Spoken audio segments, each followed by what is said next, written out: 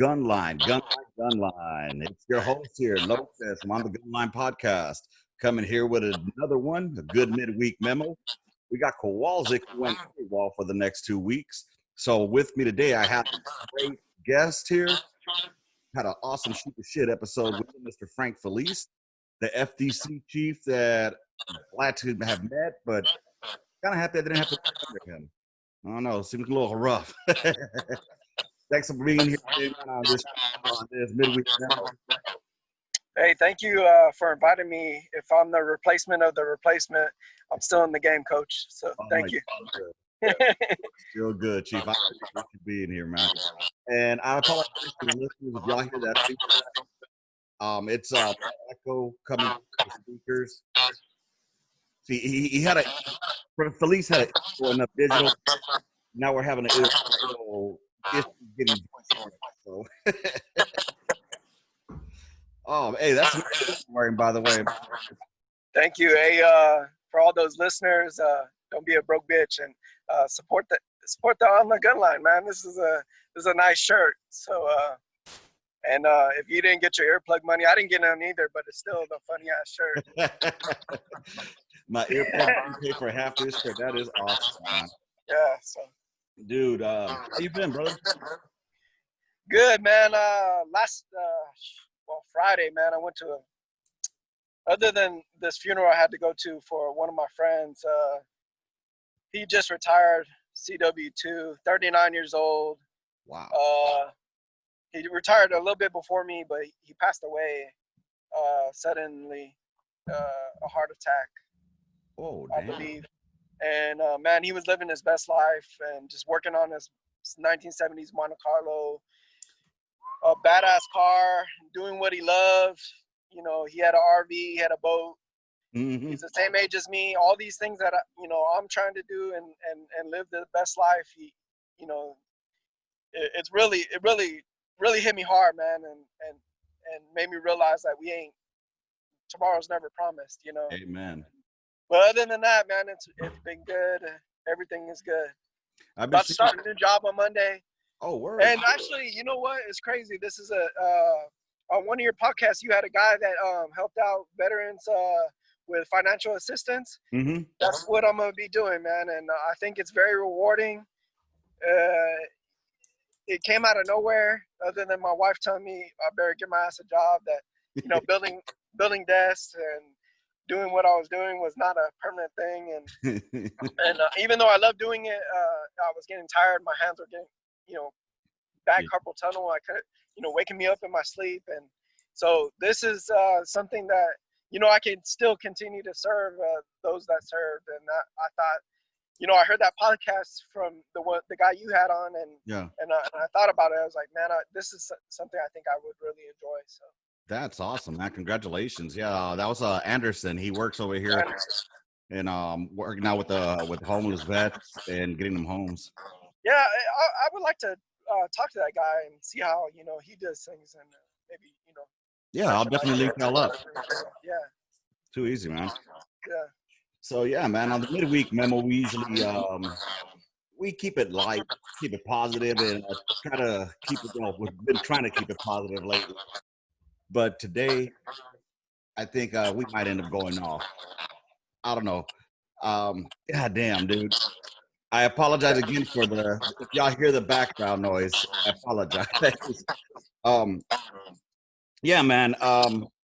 First of all, if anybody's watching this on the YouTube, I appreciate y'all. Go ahead and make sure you like and subscribe, and and share the podcast. But let's grow this community. And then also, I received a phone call from one of my old homeboys, David Leon. He was a old 13 banger out of the 173rd out in Germany, and had him out in was with him in Fort Carson. And I don't know what you just did, but thank you so much.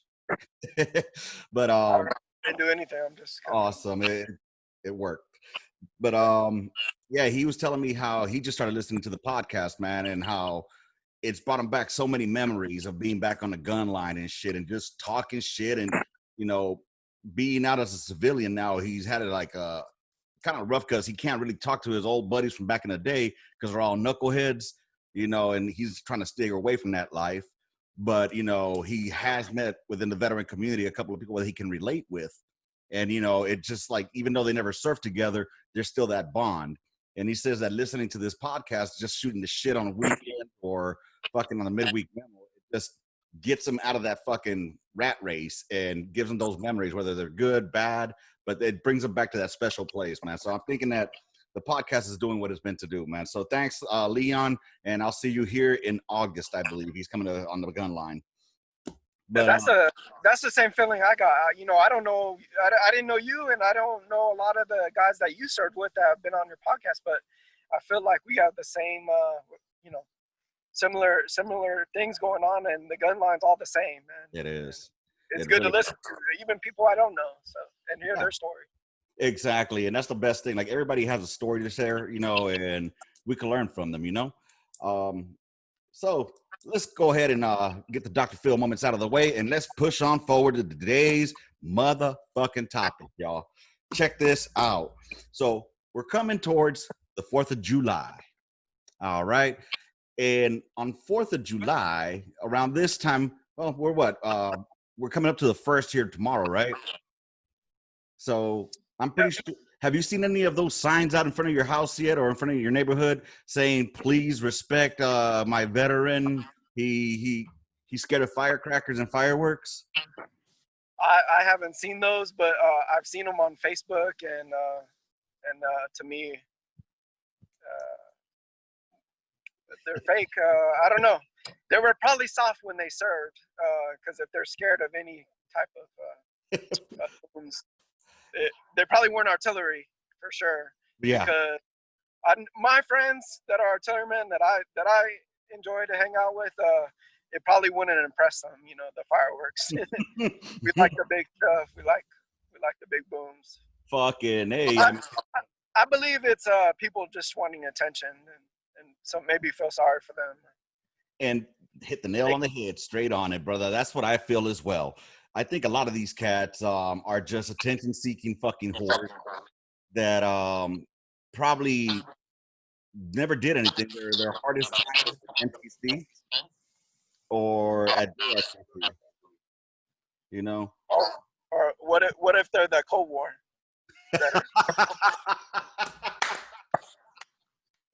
Dude, those Cold War veterans. Maybe the Crazy Ivan pop-up targets would scare him too. Oh my god, dude, that's awesome. Hey, I was telling you, and you said save it for the podcast, but just so your listeners here, like if I ever see one of these signs, I feel like I want to just, you know, chase these guys around with the little poppers that you throw at the ground, or the little thing where you pull the string and it goes pop, and, you know, torture them just because I think they're pussy. Oh, they are. Yeah. You know what's a trip? If I can understand, like, I mean, maybe like when you hear like the fireworks out in the distance, the booms and stuff like that, it'll kind of like take you back a little bit and be like, man, that sounds pretty fucking cool. You know what I'm saying? Yeah. But I mean, if it startles you, that's one thing, but it shouldn't affect you to the point that you're like crying about it. Or, yeah. Yeah, dude. I mean, what the fuck? How those people fucking irk me, bro. They're the same ones that'll walk around with a operator hat. You know, they're fucking they're disgruntled vet or whatever. They're whatever the fuck they're called. They probably go to the range all the time, and they're just to me looking for attention. I don't know. That's basically all it is, my man. That's basically all it is. You know, I don't understand it, dude. It's my dogs don't even get scared of the goddamn booms. You know, yeah. What's this, thunder and lightning? Are they gonna, you know, plead with God, please, no more thunder and lightning? The booms scare me. You know, it's fucking crazy. Yeah. It reminds me of a story though. We were in Bagram back in 2012, and we were in the clamshells. When you first get to Bagram, you know, you go through your little you go through your shell, the clamshells for in processing and all that bullshit before you go where you're getting kicked out to. So it was like the second night there, and what had happened was that earlier that month, the preacher in Florida burnt up all those Qurans and shit like that. And then that one dude escaped out of his fucking fob and went and killed a bunch of people out in the fucking town, women and children. Yeah, from Fort Lewis. Yeah, I was. So yeah, in there when they were putting him on trial. Oh shit, yeah, dude. So they were hitting us hard in Bagram, you know, just boom, boom, boom, boom, boom, all that good shit at night, you know. And anyway, so we're all getting ready to rack out. It's late at night. We're getting ready to rack out, and fucking the booms are going, whatever. But one sounded really, really fucking close. And then all of a sudden, you know, you hear the so some asshole's like, incoming. So of course, everybody hears incoming, just stop and get under, right? Well, after we heard the then we hear the it was a fucking jet flying over us. Yeah. So you just hear somebody say, shut the fuck up, you fucking punk. Oh man. And you know, things wear off, you know, like, you know, I remember coming back from Iraq and being scared of, like, on the highway IDs, you know, I was driving in 2 lanes and, you know, but that shit wore off quickly. And, you know, I remember the whistles, you know, scared me at one point because we would take a lot of incoming rockets and that the rockets make that crazy whistle. And you know those Nerf balls with the little rocket end on it that make the whistle? Well, anyways, we got one of these in Afghanistan.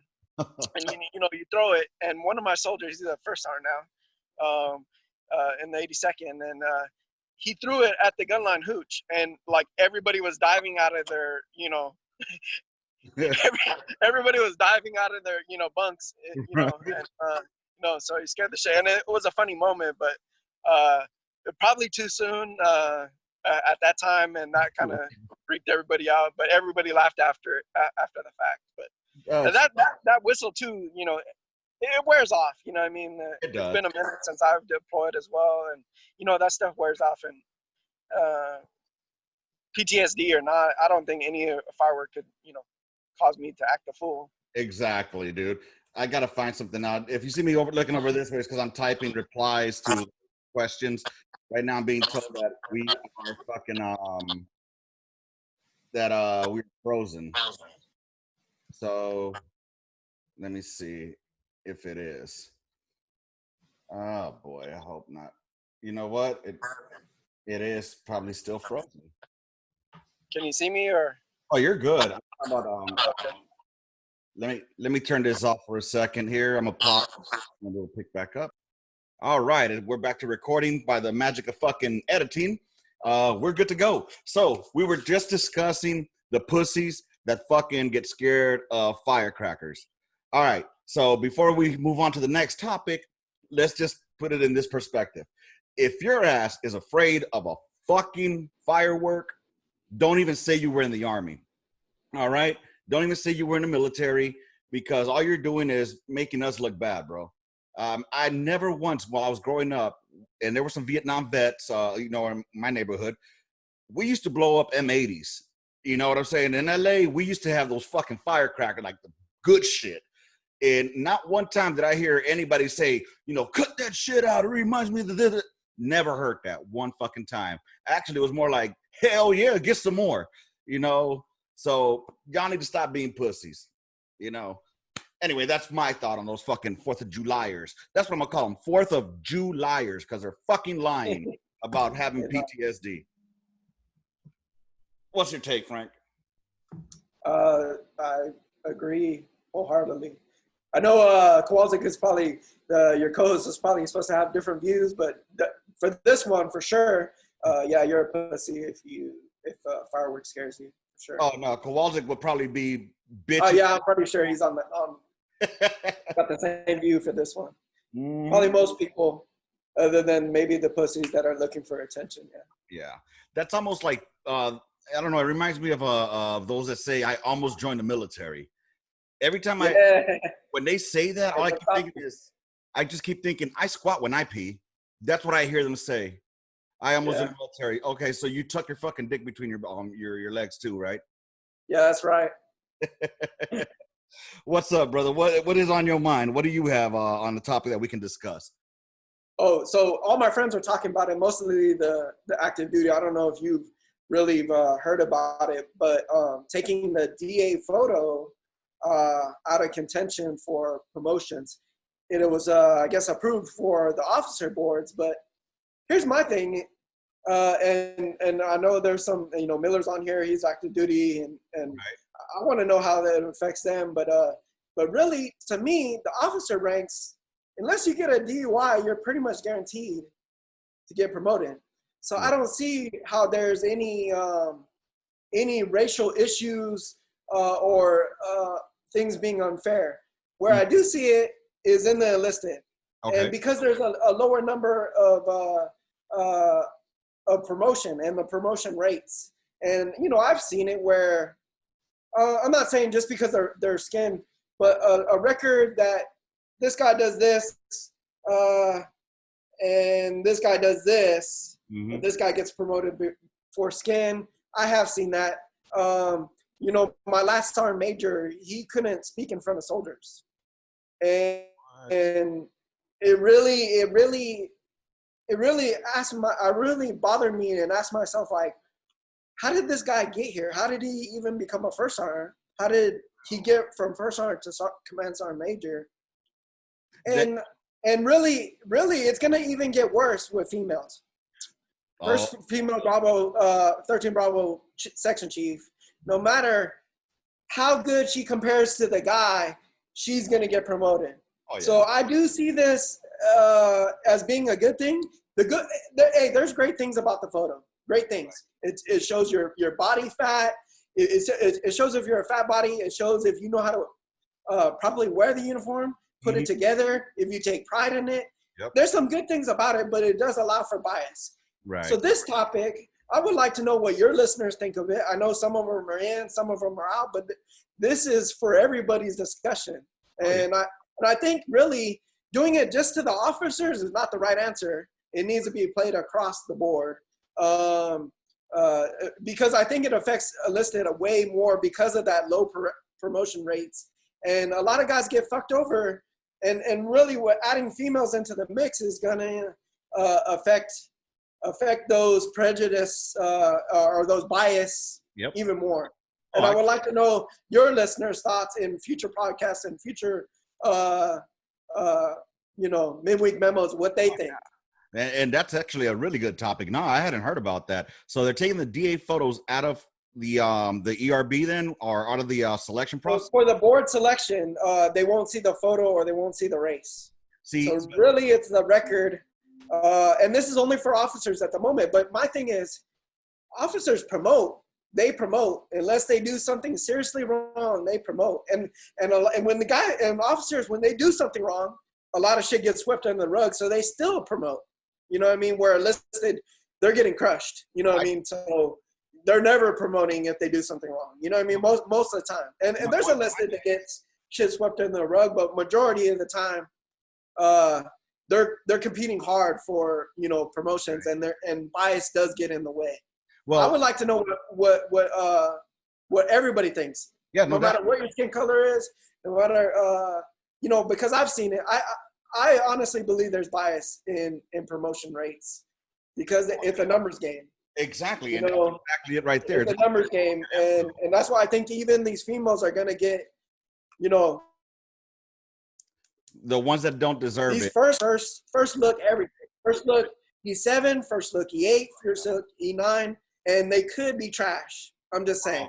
Bro, so my homeboy Sanchez, he just said that he just read the memo, and it's for everyone now, starting as of August 2020. That's good. I think it's good. And I'm not shitting on the DA photo because there's good parts to it. But like I'm saying, from my opinion, at least in the enlisted branch, or at least enlisted, there's some bias to it. And guys, might not have the, they could have the same record, and one's better than the other. But this guy, because of the skin, they have to have a certain number, and they get promoted. And that's the fucked up thing, because it's always going to be a numbers game because of affirmative action. Whether it's a numbers game, and there's and you can't. I know it's in there. And that's just my opinion. I would like Miller. What do you think about this? Miller, let us know what you think. I want to know the skin color and different. How you feel about this? And like I said, I do like the concept of the photo, but that should be taken care of at the unit. If you're fat, your unit should reflect your NCR, so that should prevent you from promoting. But there's units that they want their guys to get promoted, and if they're fat, they fluff the NCR. Oh yeah. So, but really, people need to hold each other to a standard and not let that standard drop. You know what I mean? And do the right thing. Dropping. If a guy's fat, he's fat, and you need to write that down. Make it paperwork wise, because they're letting themselves down. They're letting themselves down. Now that you brought up fat people and thin people, I got a question for you, man. And I mean, maybe you could shed. You never were in a mechanized unit, right? No, I never was. Oh, you're lucky. So I started off in a mechanized unit, and then I ended up in a light artillery unit.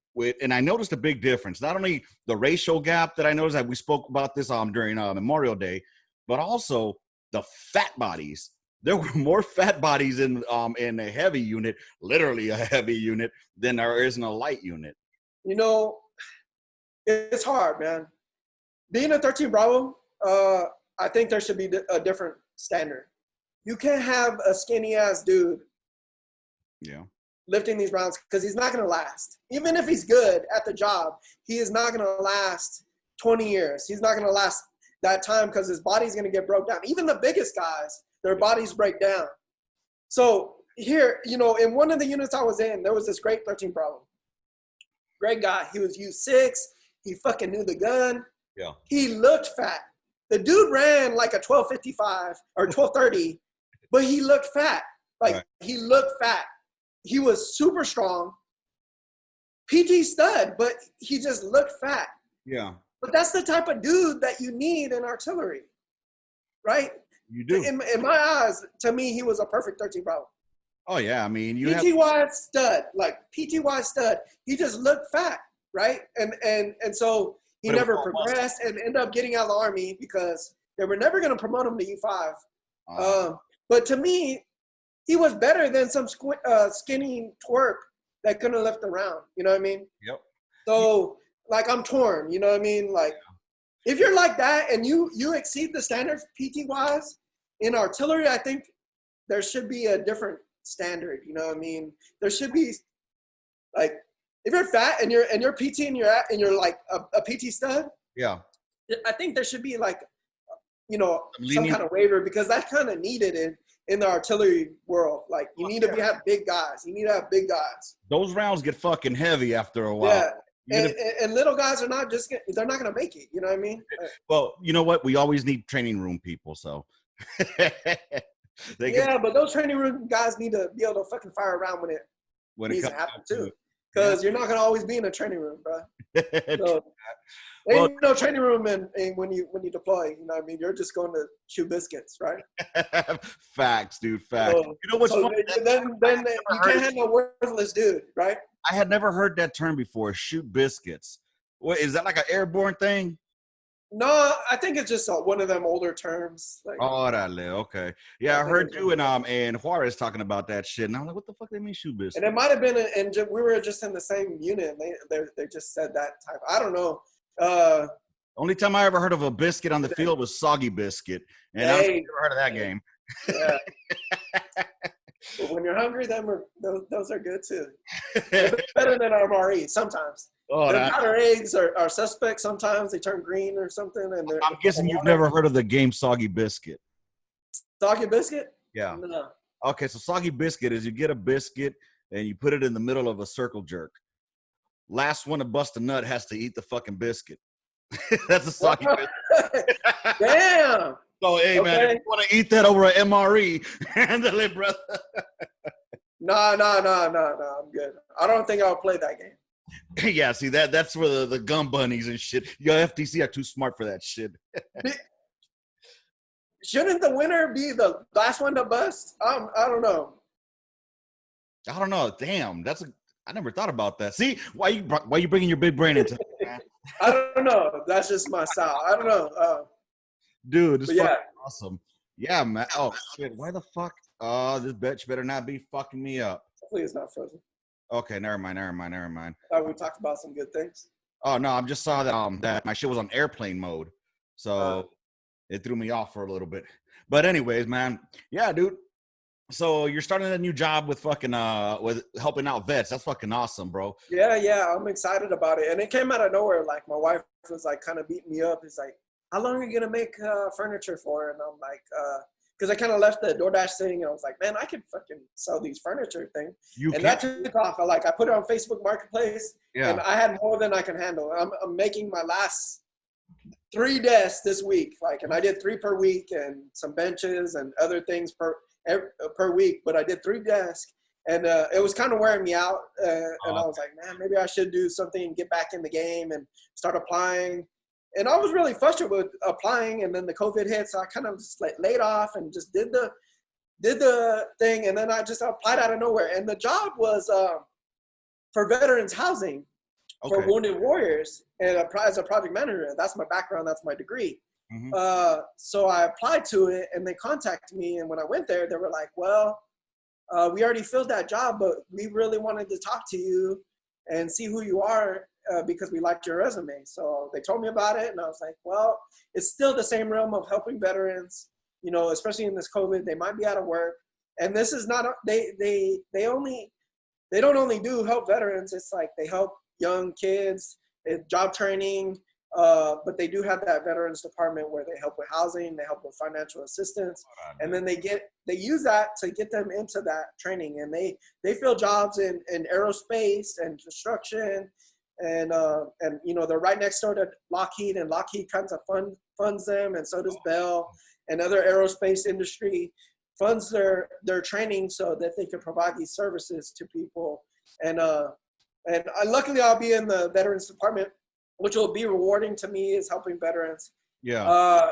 What I don't know how I will handle the fakers. So that's why I want to talk to your boy. Right. The people trying to use the system, that might get me a little hot, so I want to know how he handles that. Yeah, that's a good point. You can I spot might whoop somebody's ass, and then I'm not doing that anymore. Yeah, you can't do the wood line. You know what I'm saying? Yeah. So, yeah, I don't know how people abusing the system, how I would take that. So I would like to know and learn from him, because in the podcast he talked about it. I was like, man, and I'm starting to think about it. And I'm like, what am I going to do when I find a faker? Exactly. And that's what's fucked up too within our community, that we have those shitbags that do that. You know what I'm saying? That go out and take advantage of it. And it's the same, it's akin to those motherfuckers that put that shit out in front of their yards. They're the ones that go on Facebook and put their status like, oh, please, fireworks, blah, blah, blah. Dude, I was with one dude out there in Afghanistan. And when I was in Afghanistan, really, we didn't do shit. I mean, deployments were different for everybody, wherever you were at. All we did was train the monkeys to shoot artillery. But fucking apparently one of the Joes that was there with us, only deployment he ever went on, is saying, oh, fireworks scare me. Fireworks do this and that. Like, bitch, we never even fired our fucking weapon out there in anger. Are you serious? It's what are crazy. you so afraid of? He's just doing it to get that fucking that sympathy. Yeah. If it's a true thing, if it's really a true thing, cars backfiring should scare you.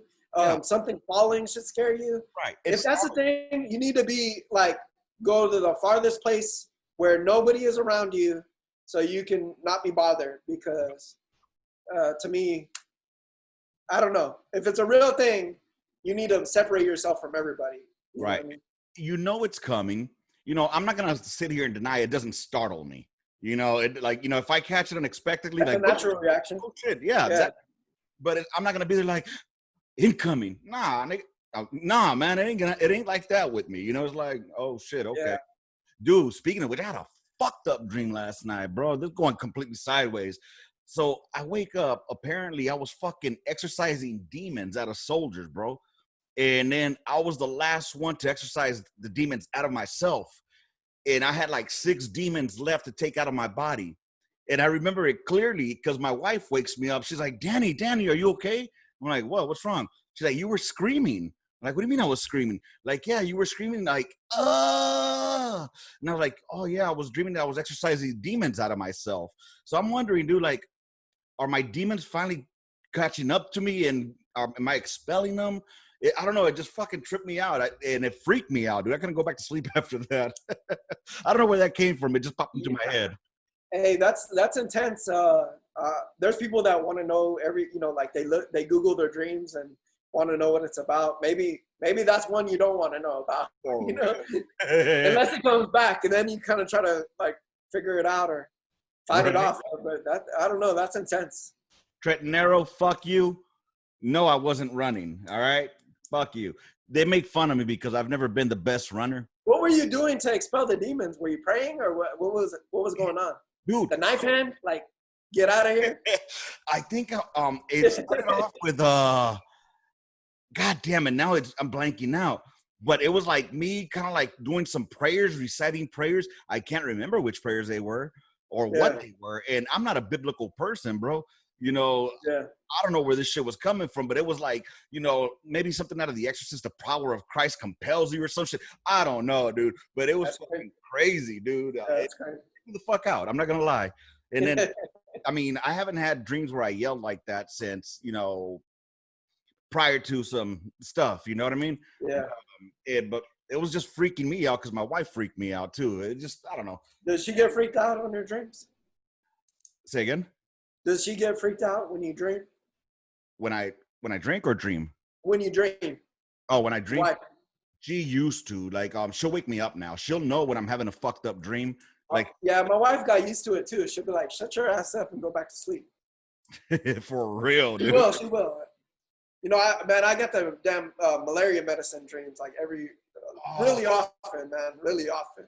And my wife is so used to it now. She's just like, shut your ass up. Nothing's right there. Did you take those pills all the time while you were out there? Yeah, all 4 deployments. I took the mefloquine once a week. Monday mefloquine. And man, ever since like the first time, man, in Iraq, I had this dream, and it was like a big moth, right? Yeah.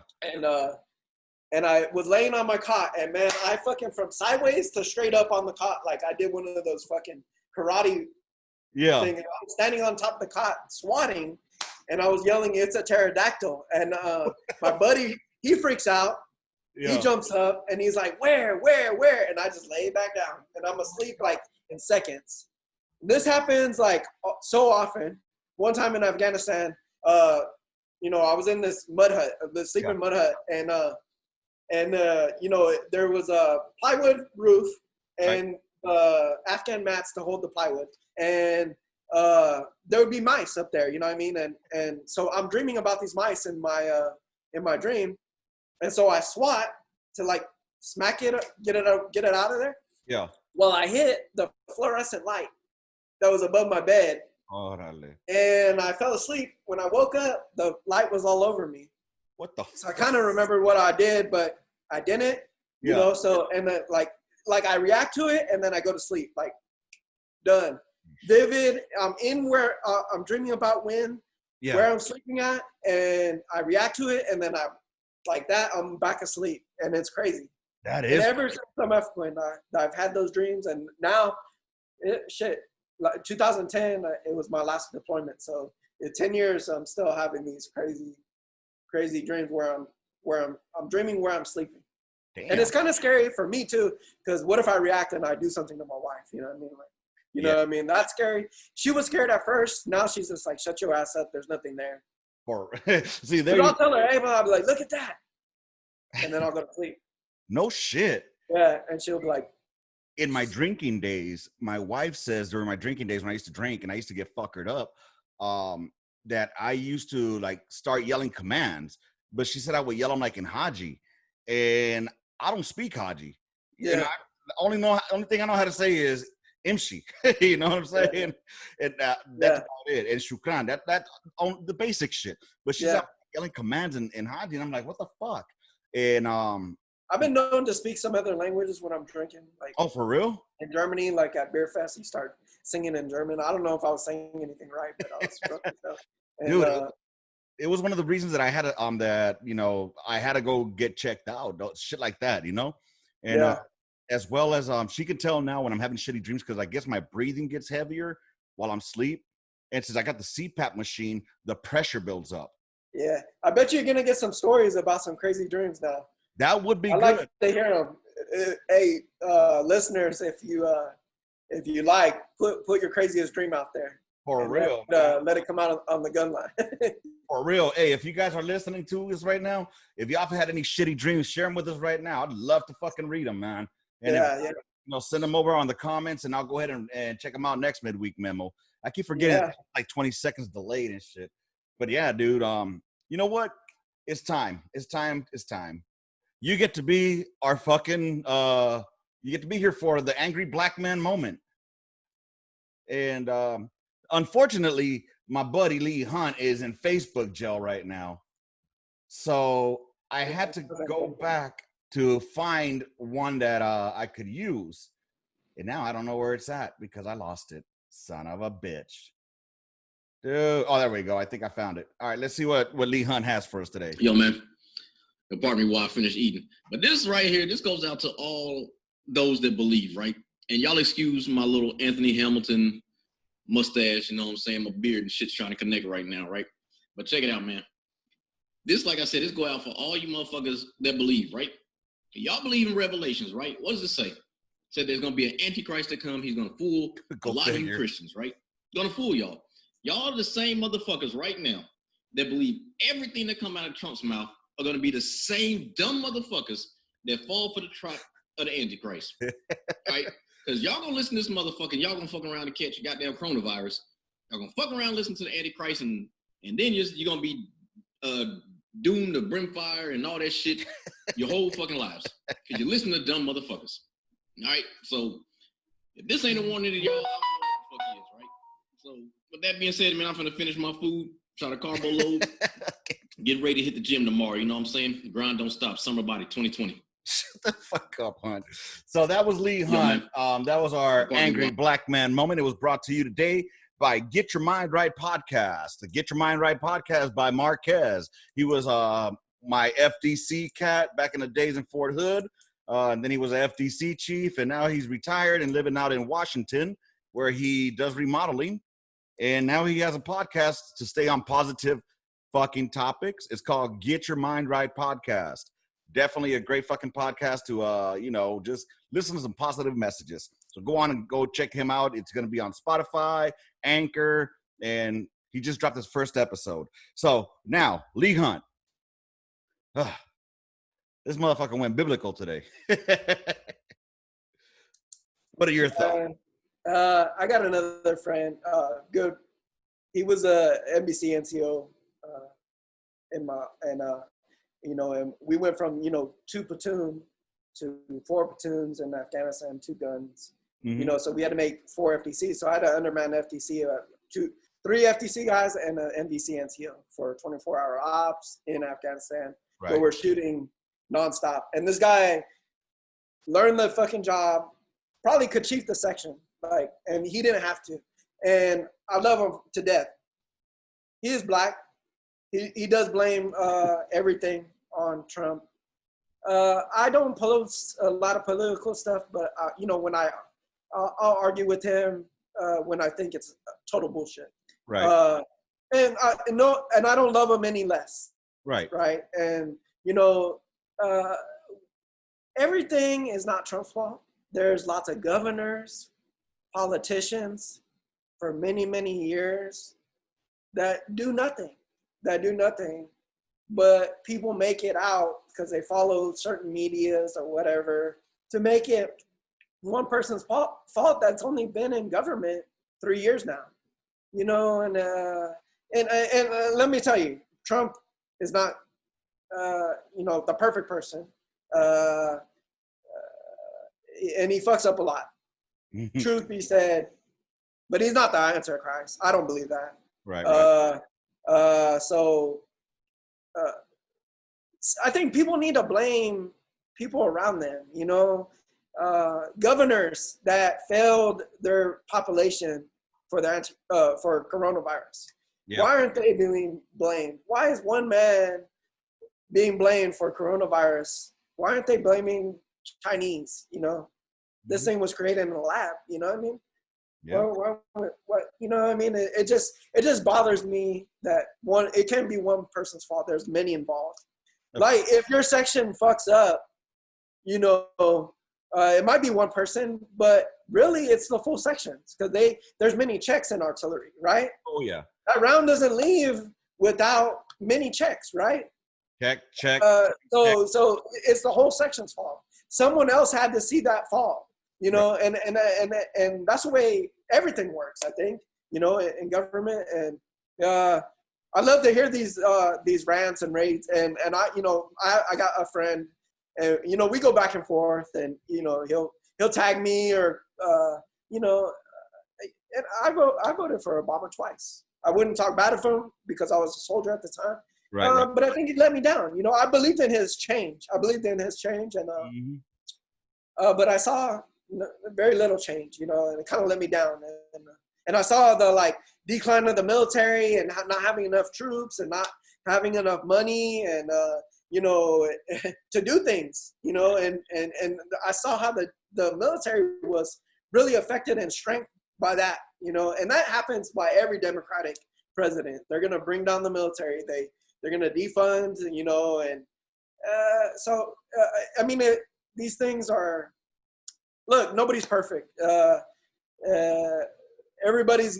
What I believe, everybody's got to watch their own lane and their own family and make sure they're good first. Exactly. And then you could say some things about some other people. You know, and I agree with you with that. I hate doing politics because I'm not a very savvy person in politics. Neither am I. You know, I voted for Trump because mainly it was a vote against Hillary, and even though I don't follow party lines, I just don't like how motherfuckers will be quick to blame just one person for every single thing that's fucking going on. Like you said, look, I'm 42 years old. I've been hearing the same fucking spiel every 4 years. Oh, we're going to change this and change that and change it. You know what? The only thing that took my ass out of South Central Los Angeles was me. Yeah. Getting the fuck out. Hey, you know what? I told my friend my disagreements with the Obama administration but I tell him, Obama is the perfect example for anybody. You could be the most powerful man in the world if you go and get it. Mm-hmm. You can do anything you want. For that, he should be praised. For that alone, he should be praised because he sets an example. Exactly. If you want it, go get it. If you want to be the president of the United States, go get it. So he's proof that skin color doesn't prevent you from getting to where you want to be, but you have to go get it. Exactly. And I agree with you on that. You know, I hear a lot of this fucking privileges because of skin color and whatnot. To me, it's not a skin fucking privilege. It's a economic privilege. Yeah. And I'm not saying things are not fair for Black people. Right. I'm not saying that at all. There's some injustices. Oh, yeah. But that's across the board, man. Yeah. Being poor, it doesn't matter your skin.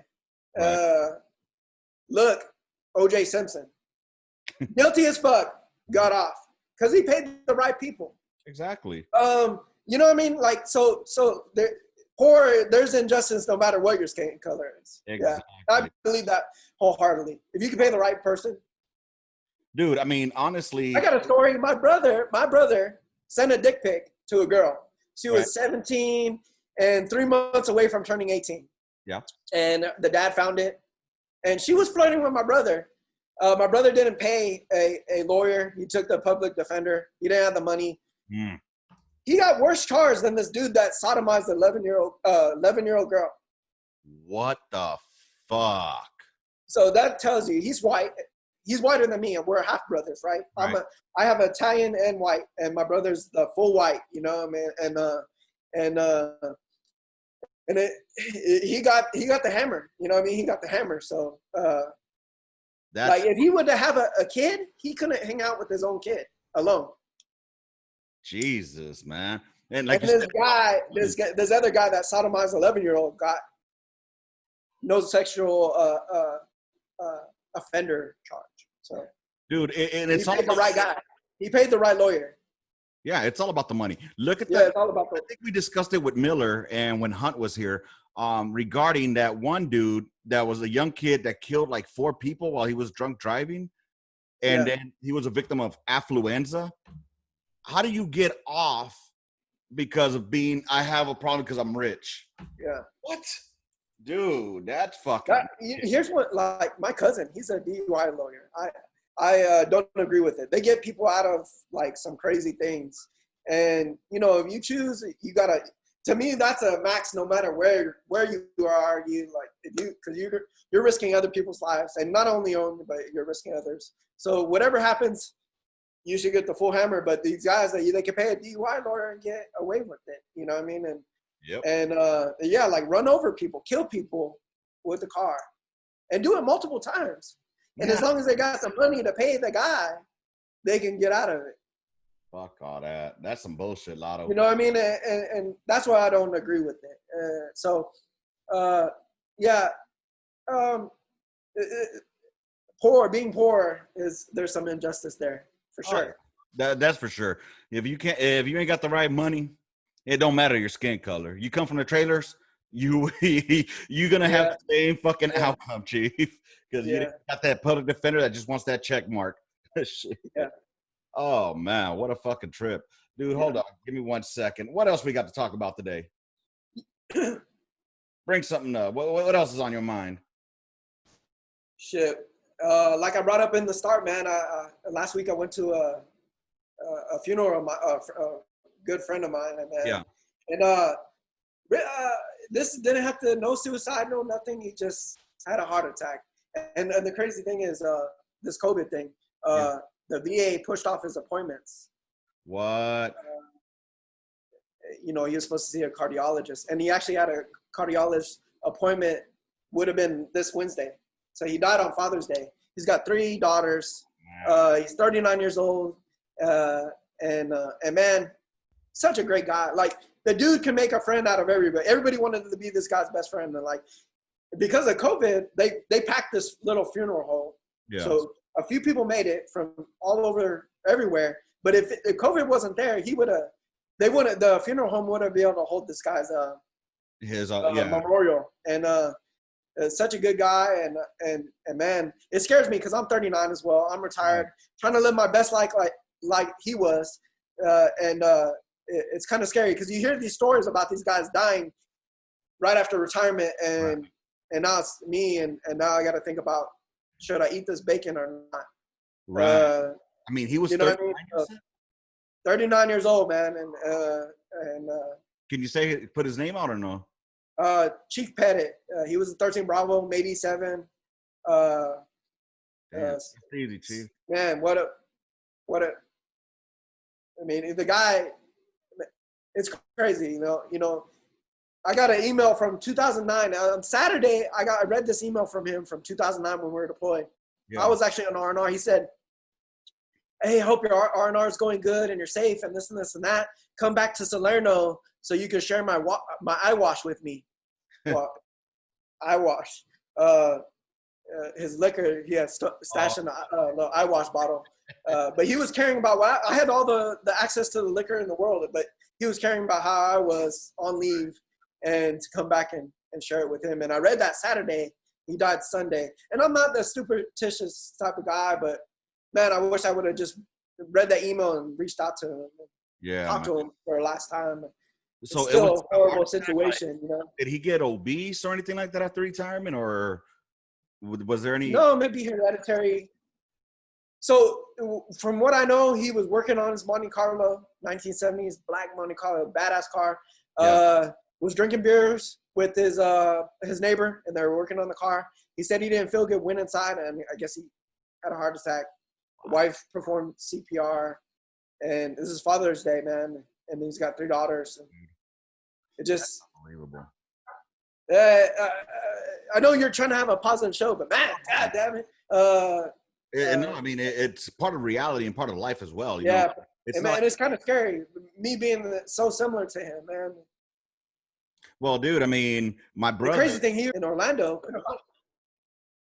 he couldn't find a job, so he's contacting me. I was getting jobs for Fort Sill because that's where I was. I was a master gunner. I was getting all these jobs, and I was like, I knew I wasn't going to take them. So I said, "Hey, man, come to Sill. You'll get a job." He came to Sill. I had my RV. I was living in my RV because my wife had already moved to Texas. Okay. I was like, hey, man, buy an RV. He bought an RV. He pulled into the spot I pulled out of when I retired and moved to Texas. Like, we switched. Oh, wow. And, like, this guy, man, like, I don't know, man. Such a good dude. And I felt bad for the family. I felt, you know, I'm going to miss this dude because he's really one of those dudes that you always want to hang out with. And, like, the perfect 13 Bravo. Yeah. The picture, like, this guy became a warrant officer for his family and hated it because he was the perfect 13 Bravo. Like, big dude, strong as fuck. I watched a video I had. They got attacked. I was at their base. They got attacked. It was a rocket attack. They counterfired, and you know he's the gunny. And most gunnies, you know, they're like yelling at the section, trying to cheat the section. Or right. This guy, he's like, get out of here, private. Let me run these rounds. Pick up 2 155 rounds and carry to the gun. Oh. Because he just loved, you know, being on that gun, you know, and being a 13. He wasn't trying to cheat the section, and he was just trying to help out where he could and just be strong and lift the gun and carry rounds. And this is the type of guy he was. So, like, he was just out there trying to do his job as a gun bunny. Fucking yeah, awesome, dude. And he became a warrant officer. Like I said, he hated it, but he did it for his family, for income wise. Right. And I guess I see him as Gunny Pettit. You know, not a lot of people still call him that because that's who he was. And right. You know, that is who he was in our last unit. You know, together. Dude, it's just crazy. Like, so young. And my brother, my oldest brother, he died at 36, and from his third heart attack. His third. Man. And he wasn't obese. He wasn't fat. He wasn't the healthiest motherfucker. He smoked like a train, and he loved him some chili cheese fries. But I mean, he had 2 heart attacks from gyms. From gyms in California. Gyms burgers. No, we used to have a place right by my house on Manchester and Main Street. Well, Manchester Church is a Firestone, but Manchester and Main Street is a place called Burger Palace. And Burger Palace. I've never been there. That's right there. That's my joint. If you ever go, like, I don't miss. You know, like, I love California, but the only reason that I want to go is just for food. Like some pastrami sandwiches, some chili fries. Yes. Some Tommy's chili burgers. Oh yeah. King Taco. Man, all these places I can think about. Well, bro, just for food, but yeah. Living here in Texas, it's a whole different kind of Mexican food out here. I'm not Mexican, but I grew up with Mexican food. Yeah. This shit is My not. wife's Mexican, and she's from Texas, and we have different opinions on good Mexican food. She's like that Tex-Mex stuff. Ah, okay. I'm like, man. I heard somebody just wrote in that Tommy's is number 1. Tommy's number 1. Tommy's chili burgers, man. That's old school. Man, you gotta go. You gotta go. It's like one of those places you gotta eat before you die. Well, you know? the original one is on Beverly and Rampart out on the west side. Yeah, in the hood. Yep. And then the one that was by my neighborhood was in Huntington Park. There was one off of Florence and right off Pacific. HP. I don't know. My brother was born in HP. Huh? In HP. My brother was born there. Oh, really? Yeah. All right. Yeah. Oh yeah, HP baby. Yeah. And then let's see other good food joints out there. Well, I remember Downey because that's where you're from. The only reason I remember Downey very often or very much is because the Lakewood Mall. Is it Lakewood or Stonewood? Stonewood. There's both. Is it Lakewood or Stonewood? Lakewood is actually in Lakewood, but yeah, Stonewood Mall. Yeah, down here. Okay, there's that mall. I used to go there every Christmas to go get fucking shit. It was packed as fuck. Then there was the Target that was right there. I want to say it was off of either Garfield or Eastern. I can't remember very well, but it was off Manchester by the freeway. And then they had the original McDonald's there on Lakewood. Yes. You ever go there? Yep. With the Speedy before McDonald, Ronald McDonald. All I remember, I saw the original. There was a McDonald's there, and I do remember Acapulco's was there. Acapulco, yeah. And then I remember the Bob's Big Boy. Bob's Big Boy, yeah. That statue was always there. They had like one of the original Bob's Big Boys. They had the original McDonald's, one of the originals, and the original Taco Bell, actually, but it got moved. That was on Firestone, right on the Southgate border. Okay. By All American. I don't even know if that place is still Probably there. not, bro. So long. Because yeah, I lived right. Because if you took Manchester to Firestone, it turned into Firestone on Alameda, and that's where Southgate began. Southgate, yeah. So the original Taco Bell was right there. I lived around the corner from there. Orale, okay. Yeah, right around the corner. Fucking A, dude. Yeah. Man, this fucking podcast took a goddamn different twist. Okay, no more California because I know, right? Motherfuckers are gonna be. Oh, you know what? I love California. I will always love California. Me too. I can't go back there. I can't go back there because honestly, it's too fucking expensive, and yeah, I couldn't do the politics. Yeah, you know, and I took my old lady there when we first went back to LA after fucking 12 years. I hadn't been back to LA. We went to Burger Palace, that joint I told you about. We were there about 5 minutes, bro. Right there on Manchester and Main, eating our burgers. And a fucking gang fight happens right there on Manchester and Main, right in the middle of the fucking street in the middle of the day. And then I'm like, well, look, babe, it's going down right now. This is my neighborhood. This is where I grew up. This is how it is out here. It's just real. You know what I'm saying? So I would never want to go back out there to live. I love LA. I do, but I couldn't do it, man. Yeah. I'll go visit. That's about it. I haven't been. My last time was actually when I was on R&R 2010. Oh, wow. Or 2009. I went to California, visit my brother. There's a lot of fucking homelessness. I need to go out there. I need to visit my brother and go eat some food. But that's all I really care to, you know. And the beach. And the beach. Got to go to the beach. Yeah, the beach. The beach is good. I mean, you know, a crazy story about the beach is like I grew up in the beach and it's cold water, right? Yeah. And so, you know, you get used to it. It's always like at 50 degrees or around there, 53, maybe. Never even really reaches 60 degrees, even in the hottest summer. And so it's cold, just real cold. So my first duty station is Fort Bragg, so I would go to Myrtle Beach. My first time at Myrtle Beach, it's warm water current, right? So it's like hot, it's warm bath water, warm. Right. And in California, you get a warm pocket, it's somebody's piss, right? So I'm in there like, get me out of this goddamn piss pocket. And then I like, you dumbass, this is warm water current. Yeah, dude, it's a fucking trip. Man, I was like, I was out there flopping, like trying to like thinking I was in it, like somebody done pissed a lot, you know? A lot of warm water. Before I realized, oh shit, this is not just nice warm water. God damn. For an FTC guy, I mean, that's pretty slow, man. But you know, growing up in California, you're like, man, you know, you don't think about it. It's like all this water is supposed to be cold, man, like freezing cold. Yeah, you're right. Because I know when I lived in Maryland, I went to live in Maryland a long time ago.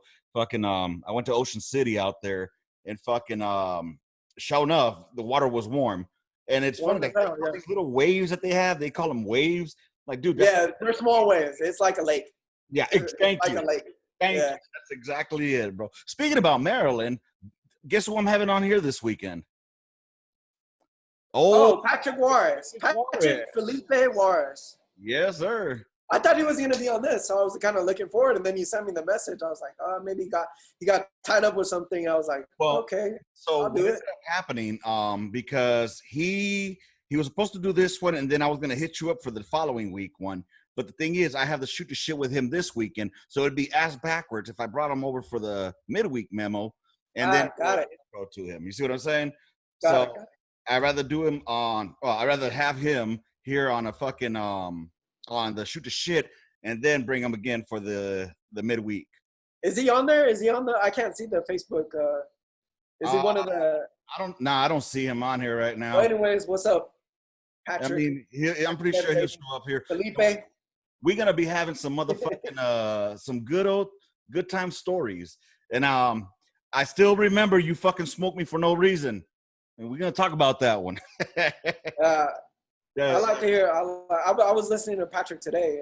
I heard his last one, and then it kind of started the first one. So I kind of caught up on his first ones again. And yeah, dude. I'll just be out there, you know, in my garage making wood for at least this week, and then I start my new job, and I got to kind of figure out how because now I'm excited because now I could actually just have time to focus on projects for my wife, right? Make her happy.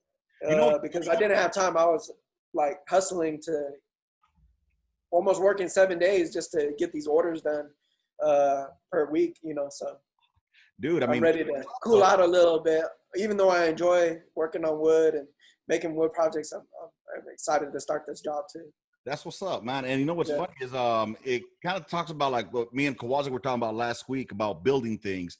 How, you know, that keeps the I heard that, and yeah, you gotta keep the wife happy and build her something, man. Keep her off the streets, being Karen. fucking I believe that too. dude. I mean, and I see the shit that you be putting on Facebook, like all the wood stuff you be making. Like, I'm like, fuck, man, that shit looks fun. And it's a good fucking if you're good with crafts and you know, cutting shit, then good to go. Me, I can hammer shit and but I'll cut it too short instead of too long, and it'll be wobbly afterwards. There's always mistakes, and even the ones I sell, I'm like, damn, I hope they don't see this. I see a lot, and they're like, oh, we love it, and I'm like, oh, thank gosh, dude. man. You should get into you're good with woodworking. So it's like it's tough, like, because you're your worst critic, you know, like Right. you're always but for me it's a therapeutic, you know. I can listen to music, listen to podcasts, and I enjoy it. But now it would be nice just to do stuff for our house. Dude, that podcast that he did with Sanchez, because we were in the same gun truck platoon together. And Sanchez tripped me the fuck out because he still sounds like the same Sanchez. I don't give a fuck. I don't give a fuck. That's been him since day one, private. I don't give a fuck. And now to see him as a sergeant first class with the still, I don't give a fuck attitude, but he's better at conveying his message. Like hearing him speak was like, oh my God, this guy has really matured from being a private that I knew him as to now being in a senior role. You know, it's really a trip, man. It was a great podcast listening to that one. That's always good to see, is people's life's growth, even outside the military, doing different things. You know, that's one of the see them grow up, and it's good. It's good to see that, especially with fans. I mean, there's no prouder moment. I'm sure you've had it when you see your Joe fucking get promoted, and you know, then they reach your level, and then like I had one soldier that he just made 7 out there in Bragg, and fucking he made the list at least, and I was happy as hell because this was one Joe that a lot of people had like took like, nah, he ain't gonna make it, you know, he's gonna get out or whatever, you know. And I told him, dude, you have so much fucking potential. For sure. You gotta fucking do it, you know. And he ended up going airborne, air assault, you know. Yeah. Now he's out there and fucking. Hi, Papo. Mom's not here. Mommy went for a walk. Yeah. Is your wife from Texas? Huh? She's not from California? Oh no, my wife is from the Valley out there in LA. Oh, okay. She's from Silmar out there from San Fernando Valley. But yeah, dude. So, you know, it was great to see him move up. And then when he gave me a shout out, like saying, you know, you were the best damn chief I had, bro. I don't know. I don't care if he was just blowing fucking smoke up my ass. It made me fucking feel good. I almost choked up, bro. Yeah, that's good. That's the best feeling, man. Their accomplishments of soldiers you lead are better than my, you know, for my own accomplishments. Mm-hmm. You know? I'd rather talk about them than talk about things I've done. I'd rather hear their accomplishments and see those things, because it makes it, and see how many people they're affecting. Yeah. And the things they took from you and passing down the road to young artillerymen. And even the negative shit that I did. Because I know, I mean, as a young E5, as a young staff sergeant, I knew I still had that dumbass mentality of, I was more of a do what I fucking say. You know what I'm saying? I was a pretty hard ass on that. But eventually, as an E5, I was man. I probably was the devil, but I kind of had to earn my respect, and I wanted the battery control, and you know, I wanted my guys to, you know, because it's hard for deltas. It's hard, so you always have to overdo, you know, outscore in PT and prove that you're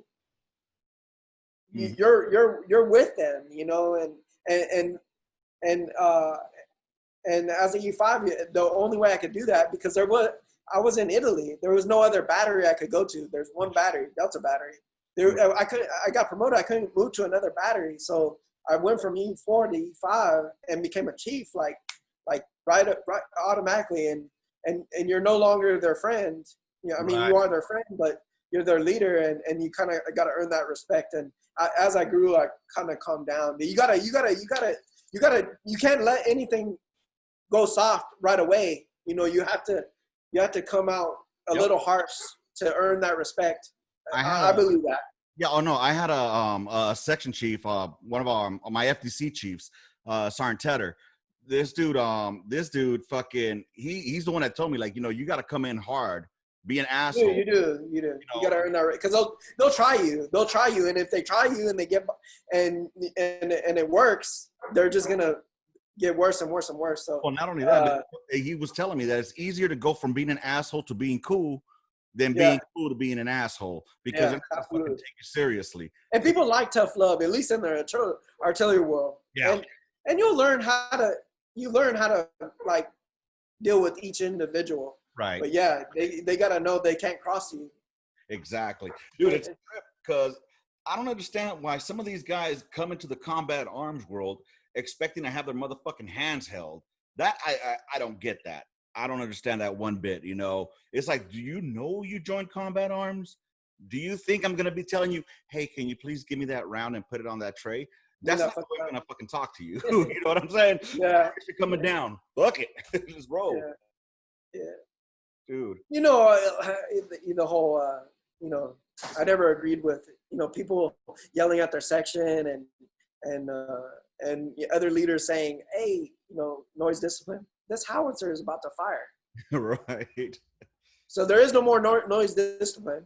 So if they're yelling at their soldiers, all right, and if you get attacked, we're gonna turn these tubes on them, and then they'll think twice about attacking.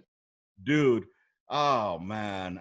But man, like, yeah, the gun line. You have to be hard, a little hard. You know, strong-minded. You don't have to be a dick. You know, all the time, but there's a time and place. You know what I'm saying? Place, definitely, yeah. You know, because there were some other section chiefs that they could get their point across without having to fucking raise their voice. And if they raise their voice, it's because they were fucking pissed the fuck off. You know, I knew this one cat, fucking what the fuck is his name? Russell Hansen, Sergeant Hansen. Dude, this motherfucker, smooth, chill, fucking most calm dude I ever knew. And only one motherfucker ever made him pissed off, and there was this guy named Haskell. But anyways, to get this guy pissed off, you probably have to videotape his wife getting gangbanged or some shit. You know, it'll take something like that for him to get upset. You know what I mean? Yeah. And he was the calmest dude, but he still had the respect of all the soldiers that were under him. And you know what I mean? He and the soldiers knew where that line was, and it was never crossed. Yeah. At least not that I ever saw. You know what I mean? And that was one of the biggest fears that I had in Korea, because I made 5 in Korea. And in Korea, you're stuck in one little fucking Camp Hovey. So when I made 5, I had to, you know, do that, isolate myself from my peers at the time, because I would go out to the Ville and party with these E3s, E4s, because I was E4 at the time. So that was a big fucking, it was a bit of a transition for me to join the NCO ranks. And when I did that, I think like you said, you know, you have to be that asshole when you join the ranks in order to fucking prove your point that you are to be listened to and to be fucked with. Yeah, I had a similar situation. I went from E4 to E5, and I did it right before Iraq, on the way there. And but even when I made E6, being in Italy, you got to go out with your section. You got to roll deep.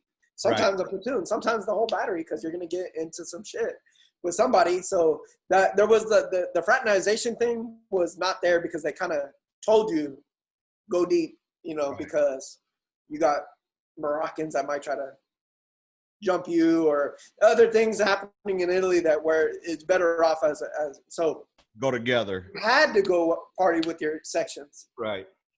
And you know, you invite everybody, so nobody's left out or anything. But at the same time, when it was work time, it was work time, right? And party time was party time. There was always that level. And I think the way I didn't have to get mad a lot, because I was always with my soldiers. Okay. If we were doing maintenance, I was doing maintenance. If I was washing the truck, I was under the truck with my soldier washing the truck. You know what I mean? I was always there. And if I worked harder, then I was mad. Then I would get mad because they were bullshitting. Right. But most of the time they would want to take the broom from me or whatever. If I was, Right. you know, if I was doing a layout, I was laying out my equipment with them. You know, Yeah. all the time I worked as hard as, you know, them and wanted them to take the work from me. And they would do that, you know, so they respect me there, you know. Right. So And that's the thing. I didn't have to get mad a lot, you know. They kind of they loved me, party wise, at work wise. right. And so at times I was calm unless they really messed up. And I had a soldier mismanifest one time, jump manifest, and that was probably the maddest I ever got. And, I'm same as I'm not going to tell you what happened because, you know. Yeah. But I'm sure it wasn't there was some lines crossed there, but he never mismanifest again. So what happened worked, and it's a different time. And a different time, different things.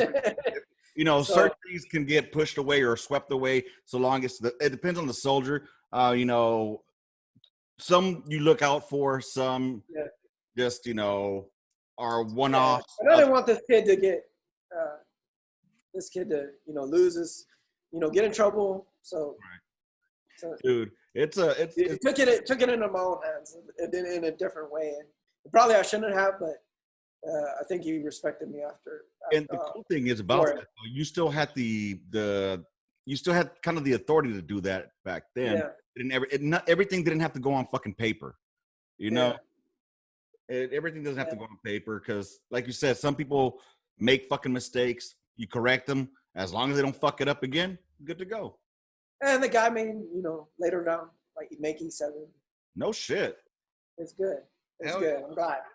You know, it's funny with Miller. I had a discussion similar to this. That, you know, there's some times that you got to do certain things for certain individuals because they might be a high-speed individual and they had one fuck up, and just because of that, you're gonna end their career. Nah, man. You know, there's been LTs that have been busted for DUIs that just get, you know. So why not do this? Yeah, it's not a fair system. The UCMJ is not a fair system.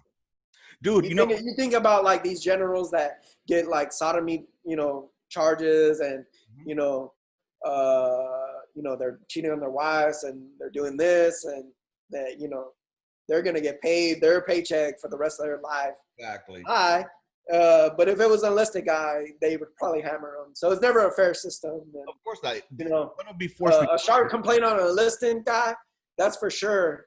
That's a for sure thing. You know, if it's founded that, you know, they're gonna get punished. You know? So it's not a fair system. No, not at all, because the general, like you were saying, or a higher ranking field officer, they'll fucking get to keep their pay for, you know, they'll force retire them. And force retire, get out of here. You're enlisted, you're going to get reduction of rank to E1 and forfeit all fucking, all benefits that you fucking worked your ass off for. I wish it was a fair system, and like whatever it is, the punishment is this. Everybody got the same. You know? Well, I mean, that's the only way they can do it, but they can't let officers judge officers. It goes all the way down. It's a good old boy system, you know. Yeah, it goes all the way down to awards as well. Why does a ground pounder PFC out there in the shit, you know, hiking, having firefights against the Taliban, get an attaboy fucking AAM? Meanwhile, some S1 fucking E7 gets a goddamn Bronze Star. Awards about so jacked up. You know, I got a Bronze Star as a section chief. Shot 10,000 rounds in Afghanistan. God damn. PCS went back to the same fob, shot another 10,000 rounds in a different unit, you know, 173rd to 82nd. And the commander didn't want to, because Bronze Star was an E7 and above ward, didn't want to downgrade the Bronze Star. So they said write a MSM. And the MSM is not a combat capable award. So I had this MSM for combat in my record. And I'm sure when my record gets looked at, people are like, what the what the, you know, and I have a Bronze Star prior to it for the same job. You know what I mean? Same so so they didn't want to downgrade it from an MSM to an ARCOM, and you know, I've got an ARCOM for a field problem. So how do you spend 15 months in Afghanistan and get an ARCOM? Right. So they said, write an MSM. If people act like that award that you deserve or whatever, or that award that you deserve is coming out of their back pocket, fuck those guys. Yep. Those are the guys that I hate in the military. Because it's not coming out of your pocket. Take care of your soldiers and give them what they deserve. Exactly. If a PSC that's doing business in combat, do not give that dude an AN or ARCOM. Give him what he deserves. What he earned. Take care of soldiers, and they'll take care of you. Exactly. And they'll probably still take care of you when they're not taking care of them. Dude, you're a dick, and fuck you. And if you're an advisor, if you're listen to the enlisted part of this, you're an advisor to a commander, sergeant major, or if you're a first sergeant to a captain, or a commander at the battery or company level, and you don't advise them to give that soldier the right award, fuck you too. You're just being a bitch-made dude. Yes, sir. Yes, ma'am. Yes, sir. Your job is to advise that dickhead that don't know no better. Dude, my last deployment to in Iraq, in Mosul, apparently they only had X amount of Bronze Stars they could give out. So they could only give... Is it costing something? You got to go buy it at the clothing and sales to put it on your uniform. Right. How do they have so many? Exactly. Deserving award deserves the actual award. And maybe Bronze Star, because you look, maybe Vietnam compared to GWAT, maybe these guys that got Bronze Stars did some more heroic stuff than but don't give something for ARCOM for a field problem and they give the same for 15 months in combat. Exactly. It's the whole thing got to get fucking redone, smashed and redone. Because we had a fat soldier. I mean, this guy was big, Loomis, but he was a hard charging fucking soldier. Fat, he's flagged. Hard charger. So we got hit and he earned his cab. And I think General Odierno was coming over to hand out the cab. Yeah. So Odierno came in, but since he was a fat boy, our colonel, the battalion commander, said, no, he's not going to be in that line. And no, since he's overweight, he's not going to get that award. Like, are you fucking kidding me? He's not going to get an award. He's fat enough. He wasn't fat enough not to come to the goddamn war, but he's too fat to get an award that he fucking earned. You know what I'm saying? That's something I disagree with. And you remember that sergeant major that his whole thing was tattoos? Like he was getting rid of people with tattoos. Yep. And some of these guys were fucking, they could serve the country and they did, and maybe they were badass and now we don't need you because you got a fucking tattoo, but they probably came in with the tattoos. Yep. And fuck that guy, and fuck whoever. I get it, Sergeant Major of the Army. Those guys that got kicked out, man, I feel so bad for them because they probably wanted to be there more than some shitbag that didn't have a tattoo. Exactly. And they were probably giving people the business in combat. And man, people with their own agendas, man, they're no good. They're no good. That phrase, sometimes you fuck up to move up, right? And, it's good to be a fuck up to move up guy because you know your limits and you can advise people from your own experience. But if you're just a fucking book knowledgeable fucking leader, you're fucking worthless, man. I mean, how are you going to comment? I remember I had a smoke who had never deployed and we were getting ready to deploy. And he was trying to tell us how it's going to be over there. And in my head, I'm just thinking to myself, like, how the fuck are you going to tell me what it's going to be like over there? You haven't gone there one fucking time, guy. It's ridiculous to me. And even when I went to Korea, dude, it tripped me out because you had a lot of Avoid Iraq program people, the AIP. The sergeant major, command sergeant major out there, light on the right, baby. Nothing. Never deployed. That's fucking embarrassing, dude. How do you make it that high and never deploy? Oh, this is fucking some people. Oh yeah, politics, like you were saying. You know what I mean? I've yet to have. I got a question. Yeah, man. What's his race? Oh, oh, he was white. He was a white boy. He's white. Okay, that's interesting. Yeah, he was a white, little pudgy guy. Pudgy and white, and a sergeant major that never deployed. Man, Sergeant Major, it never deployed. He knew somebody. Oh yeah, He he knew had. somebody. And right now, I got a buddy that's hitting me up. He said they shouldn't have deployed the dude. That's just lazy leadership. And then let's see, he was a master sergeant. I don't know who you're talking about there, Urena. Urena's my boy that I was in Korea with. So, I heard his podcast. That was a good one. Yeah, that was good. I like how he broke down how the Army is today, like a corporation. He broke it down. I like what he talked about. Yeah, that dude is he's something else, man. He's something else. Fucking but like you said, we had the discussion about how it's converting from a motherfucking the killing machine it should be to a corporation now. You know, I don't get that. How they're trying to fucking please everyone. And when GWAT first started, not everybody had cell phones, and this goes for everything. Everything's so public. Mm-hmm. Everything's so public. Everything you do, you get a bad name on you. You could get a bad name, and I think the Army is worried about that situation as well. Because everything you do. I remember going into Iraq 2003. We had media. Afghanistan, they couldn't get around as much, so we were allowed to do some things later years that you couldn't do in Iraq. Right. As far as shoot artillery in Iraq, some people were just going there to shoot a loom, while I was just sweeping and zoning everywhere in Afghanistan. Dude. So it was no political. CNN wasn't in my back pocket. You know what I mean? So. Right. Dude, how many people, how many artillerymen out there actually know what sweep and zone is right now? Yeah, so it's I think the Army is worried about what other people think, mm-hmm. and and they do it with rules of engagement. You know what I mean? Like, we have tougher things than say police do, because we don't want that bad name on the Army. You know what I mean? We got to get shot before we get shot. Get shot at before we can shoot. We got to PID the enemy. We have multiple things for us to escalate force, and because of everything can be let out, and we don't want the Army's, I think, afraid of being called baby killers and all these things that happened prior to, that they're trying to fit their mold of this organization of no faults. Right.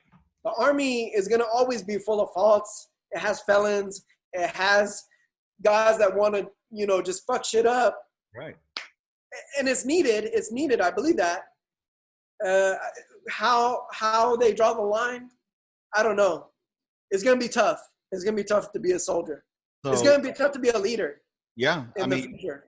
Like this guy just said, no one wants your hands are tied. Fuck moments. Your hands are tied. Yeah. And that's hard to be a leader when your hands are tied. Exactly. And you're completely right. It goes back to the beginning, all the way down to, it's a what the fuck moments. You can fuck up and then your shit is like on Facebook today. Yep. Yeah. So that's exactly what I'm talking about. Yeah. And the Army is definitely afraid of these things, Yep. So it's tough. It really is, dude. And it's almost embarrassing sometimes too. Because I don't understand. Like, I didn't make it to that senior level in leadership but at my level where, I was at the section level, battery level type shit, it's let me take care of my lane, let me do what I got to do. As long as I got an efficient, effective fucking section, don't worry about how the fuck I do it, And if we have somebody that can't hack it, kick them the fuck out. I had one fucking soldier, Blanchard. He lasted a whole maybe 2 weeks with me in the Army. He was out. Fresh out of basic, fresh back home, because that motherfucker was useless. So, hey, good on you. Now you can't. According to some people, you got to have so much fucking paperwork stacked up on them to get them out. Or no, it'll probably be easier to get out a fucking NCO. I think that's an excuse. You can always get a motherfucker out. Yeah, but I think some people are lazy and they make excuses. The Army is full of excuses, man, and that's what I hate. True. Even with remember I brought that thing up with the, I can't shoot degraded because the post doesn't allow me Right. to. No, that's an excuse, bitch, because you didn't train and become proficient at it. The Army didn't start artillery with these digital systems that they have now. Exactly. And if you can't shoot that bitch in any method, down to your last method being a compass, Mm-hmm. or direct fire, to me you're not artillery. But all I hear is a lot of excuses of lazy people, and I think that's one of them, like what you mentioned. And it's a great thing that you brought that up.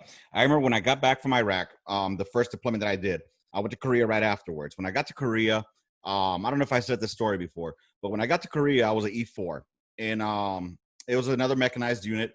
And my chief there, Sergeant Aguayo, was like, "All right, Specialist Lopez, go ahead and what did it say?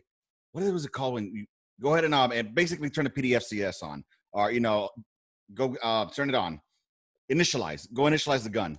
So I was like, Chief, honestly, I don't know how to do that. Didn't really get trained on that. And he's like, "Okay, not a problem.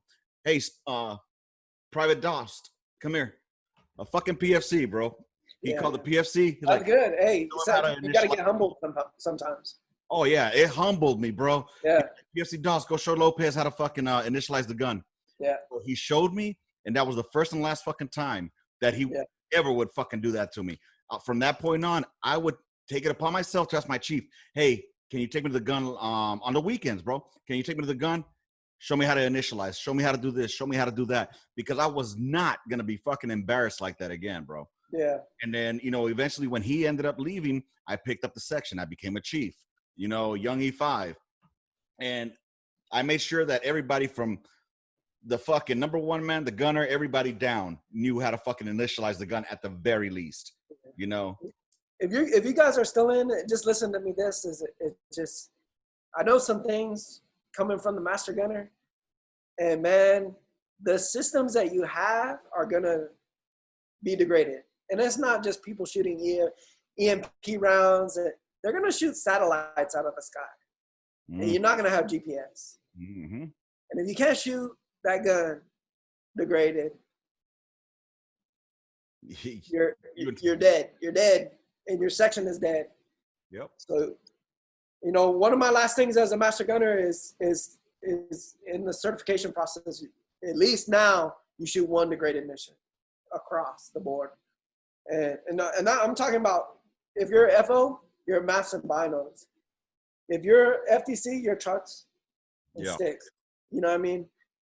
And that gun, if you're a paladin unit and the smoke tells you to get in a fucking lazy W and you lay the guns and you shoot, that's what we want. That's what it's gonna come down to.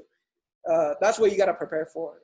Okay. Don't think in GWAT where the enemy doesn't have the capability to degrade you, because if Russia starts losing, they're gonna shoot satellites out of the sky, and you're not gonna have capabilities. You're not gonna have capabilities. So.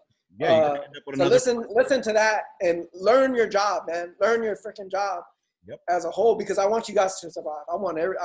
That's my thing, is survival of you, the people, and if you can't hang in, go to be a 13 Mike and stop bragging about being a 13 Bravo, because you're not, or the Delta Juliet, whatever you are today. Don't be proud of shit you ain't.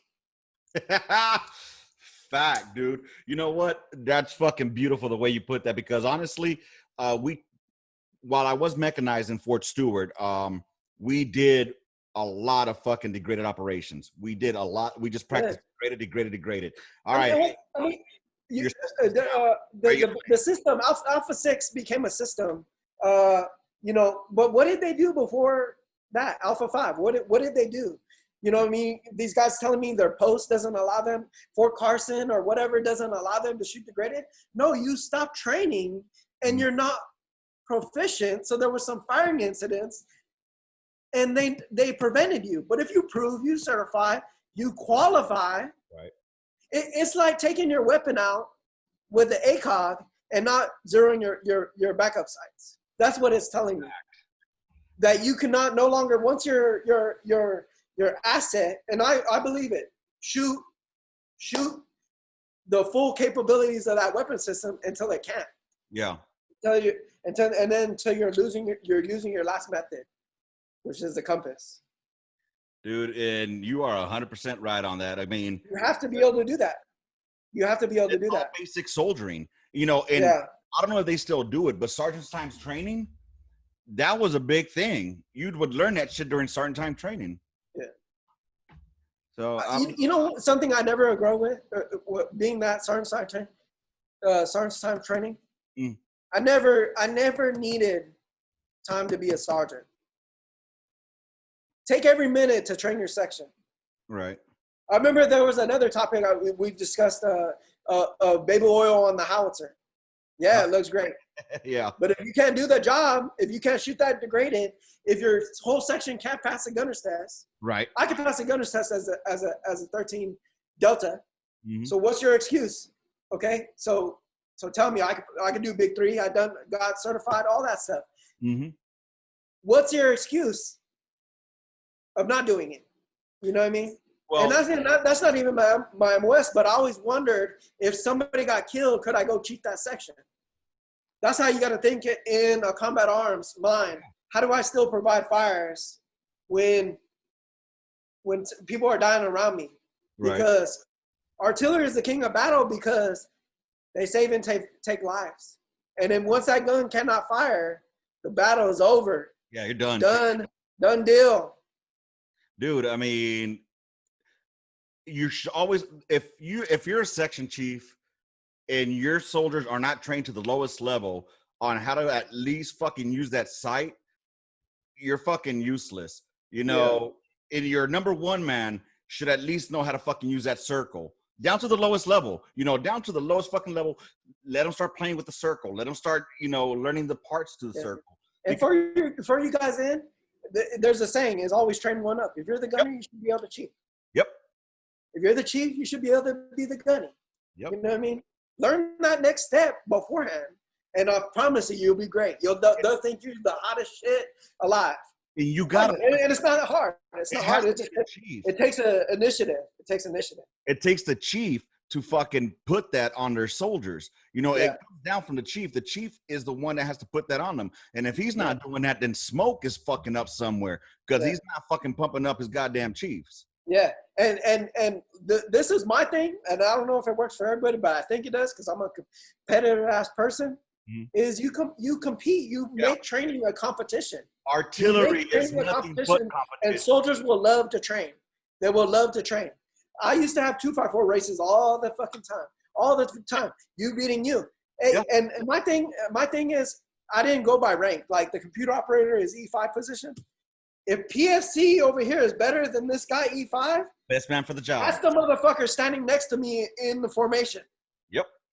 If you're E5 and you suck at your job, you're standing at the end of the formation and you're in your advanced party position because you suck at life. Hey, your job. Jay says, "What's up?" Who says? Patrick J. Juarez. I was listening to you today. He was listening to you, Sergeant Jay. Can't wait to have him. I'm going on a rant, man, and it's going long, but I'm so passionate. I'm retired and everything.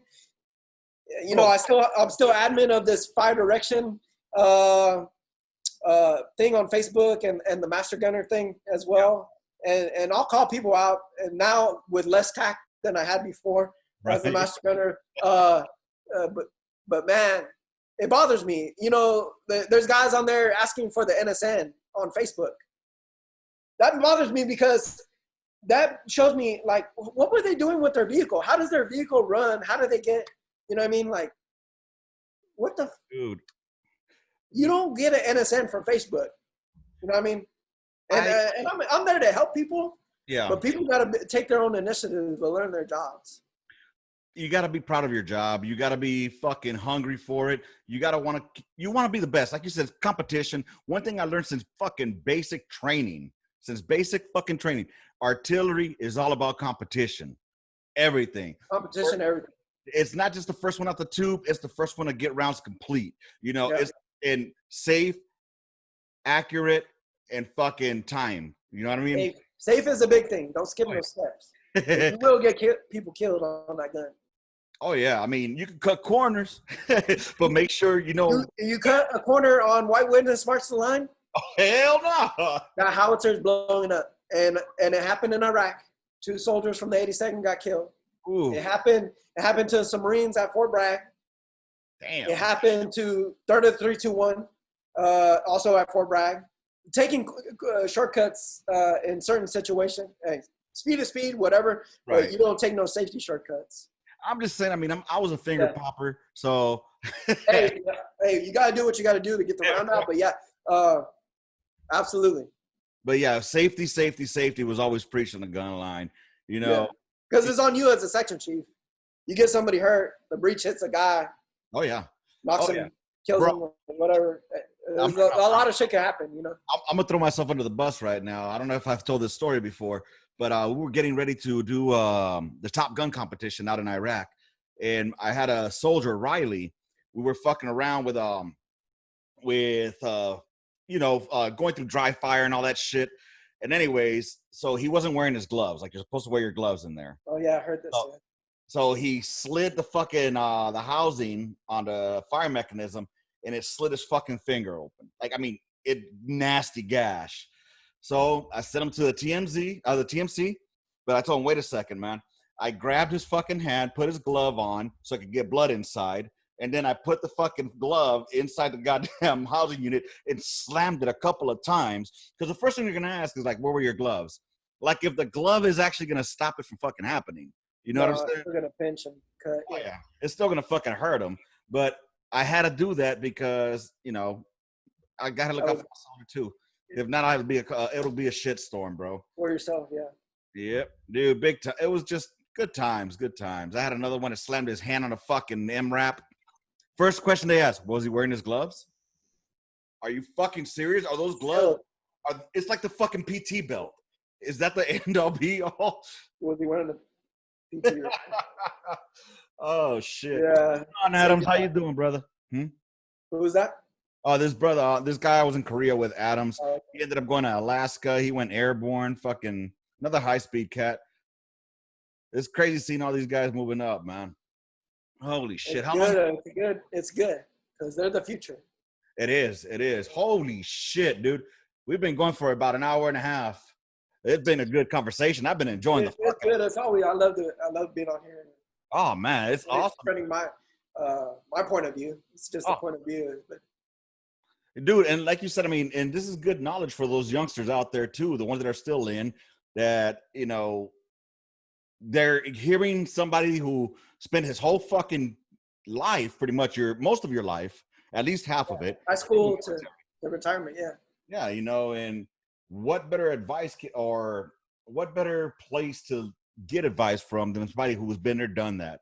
You know, I can't. And I want to help everybody I can, and I still will. You know, I still will.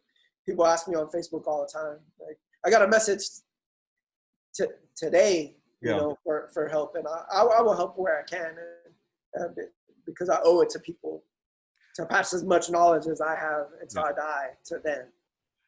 And it's pretty cool. But don't be. What I tell you is don't be asking me for no NSN. Right. If it's something simple, you need to be able to take the initiative to exhaust all resources before going on get your information. Yeah, dude. How is there no shame in that shit, man? Do people not have pride? Like, I wonder how their vehicle works. You know, if they don't know where to find the NSN. Like, what the fuck? Where do you do maintenance? Maybe you don't have a TM. Dude, I don't know. I don't know what's going on today. I just remember everything was, if they don't know the answer, what's the -10 say? Go check the -10. You know, you exhaust. Force them into reading because people don't read today. They want the quick answer. They want the Facebook, Google right now answer. Yeah. They want the I don't want to open a book type of thing. You got to do it because that's where the Army's at least. Yeah. Technology-wise.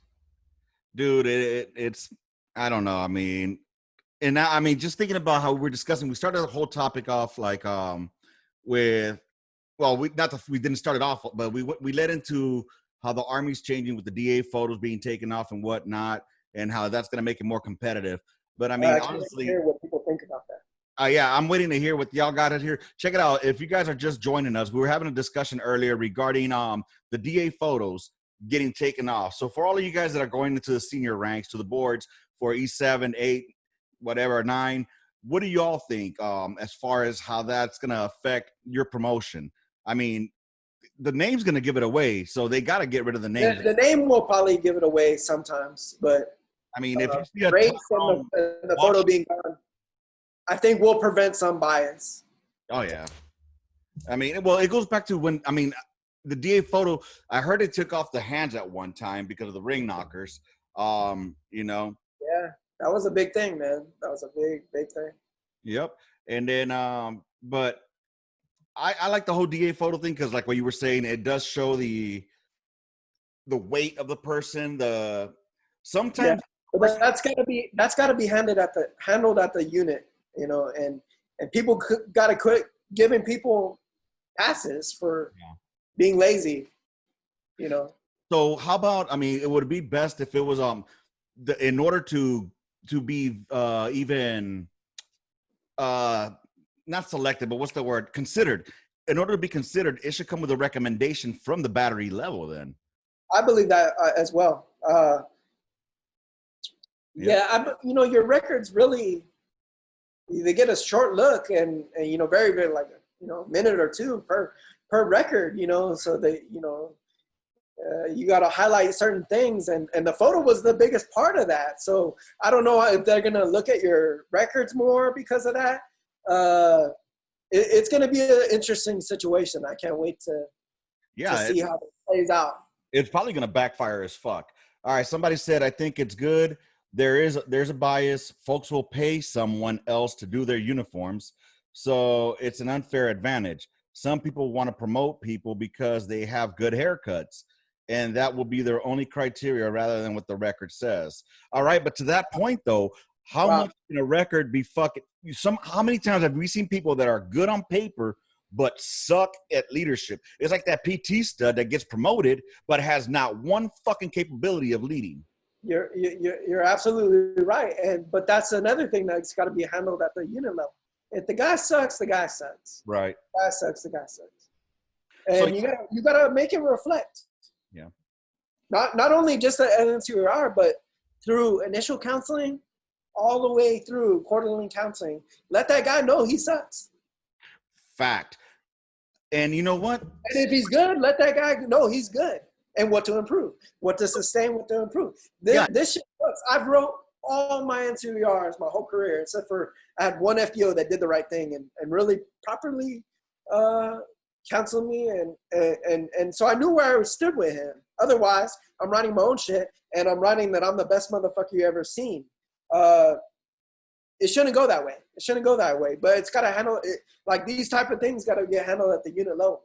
So this right here, he said an NCOER holds more weight than a picture of a dude that's probably a bored soldier. You're right.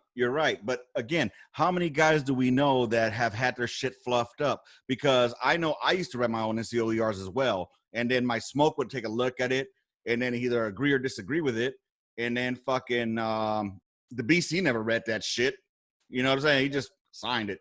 I think you're gonna get a whole bunch of different opinions, right? And they're all gonna be good. They're all gonna have certain points to them. Exactly. I just can't wait. You know, I want to hear them all because and that's what's great about. Has a point. If you're like these guys that do promote because they like somebody's haircut, yeah, fuck them, man. Fuck them.